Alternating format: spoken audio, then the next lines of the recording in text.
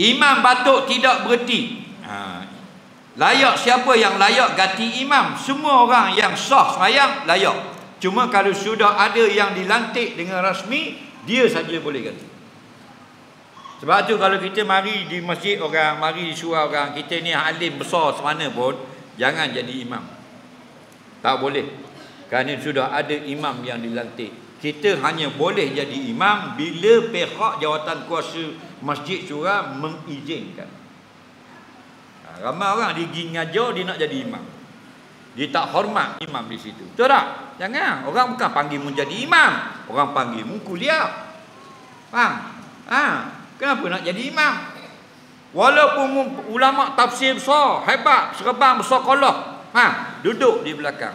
Tapi bila pihak masjid dipersilakan tuan guru, apa boleh? Itu cara dia, faham? Ni tamu-tamu mengajar di depan, tak ada orang suruh. Bengong. Nak buat mana adab tak ada. Dah. Ni tempat yang ada yang dipanggil masjid ni, surau ini surau rawatib yang sudah ada, ditentukan siapa imam, siapa bilal. Tak ada sembarang orang boleh jadi imam. Jangan sembarang orang pergi ambil mic azan, tak boleh. Faham? Yang boleh siapa-siapa jadi imam nak azan ialah yang ghairu rawatib, yang tidak ada orang yang dilantik, seperti RNR di Lebuh Raya. Siapa boleh jadi imam, siapa pun boleh azan. Faham? Soalan seterusnya,